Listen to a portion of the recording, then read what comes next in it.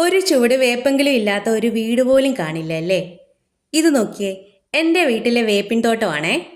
കാട് പോലെയാണ് ഇത് നിൽക്കുന്നത്. ഇത് നിലത്ത് നിൽക്കുന്നത് കൊണ്ട് ചെടിക്ക് വേരുകൾ ആഴ്ന്നിറങ്ങാനും വലിയ കാടായി വളരാനും എളുപ്പമാണ്. വേപ്പിൽ ഇങ്ങനെ ഇലകൾ തിങ്ങി നിറഞ്ഞ് കാട് പോലെ നിൽക്കാൻ ഞാൻ ചെയ്യുന്ന കാര്യങ്ങളാണ് ഈ വീഡിയോയിൽ പറയുന്നത്. മാസത്തിലൊരിക്കൽ വേരുകൾക്ക് കേടുവരുത്താതെ മണ്ണ് ചെറുതായിട്ട് ഇളക്കി കൊടുക്കും.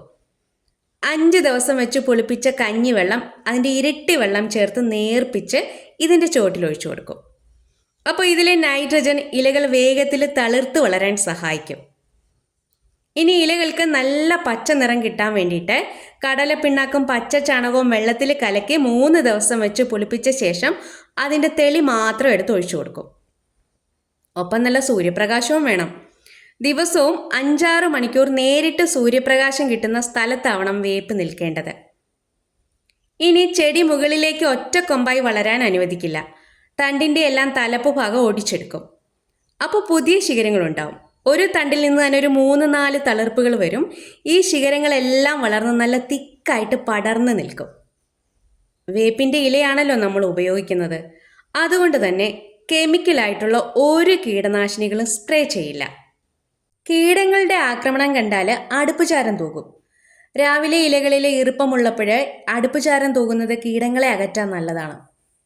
ഇനി പുളിച്ച കഞ്ഞിവെള്ളത്തിൽ 2 ചെറുനാരങ്ങ നീര് പിഴിഞ്ഞൊഴിച്ച് 3-4 വെളുത്തുള്ളി ചതച്ചിട്ട് കലക്കി നേർപ്പിച്ച് ഇലകളിലൊക്കെ സ്പ്രേ ചെയ്താൽ ഇലപ്പുള്ളി രോഗവും കുരുടിപ്പും മാറിക്കിട്ടും.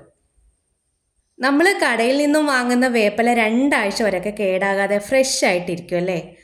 അതിലത്രയ്ക്ക് രാസകീടനാശിനികൾ തളിക്കുന്നുണ്ട്. തളിക്കുക എന്നല്ല പറയേണ്ടത്, ചീറ്റി ഒഴിക്കും അത്രേ. നമ്മൾ പൈസ കൊടുത്ത് ഈ കീടനാശിനികൾ വാങ്ങി ഹെൽത്തിന് പ്രോബ്ലം ഉണ്ടാക്കുന്നത് എന്തിനാ? നമുക്ക് വീട്ടിൽ തന്നെ വേപ്പ് നട്ടൂടെ? നിലത്ത് വളർത്താൻ അസൗകര്യമുള്ളവർക്ക് ചട്ടിയിലാണെങ്കിലും നല്ല രീതിയിൽ ബുഷിയാക്കി വളർത്താം. നിലത്ത് വളർത്തുകയാണെങ്കിൽ മദർ പ്ലാന്റിൽ നിന്ന് തന്നെ നമുക്ക് ഒത്തിരി തൈകൾ പൊട്ടിക്കിളിർത്ത് വരും. ഒരു തൈ നട്ട് നന്നായി വളർത്തിയെടുത്താൽ ഒരു വേപ്പിൻ കാട് തന്നെ ഉണ്ടാക്കിയെടുക്കാൻ പറ്റും. ഇതിൻ്റെയൊക്കെ മദർ പ്ലാന്റ് ആണ് ഇത്.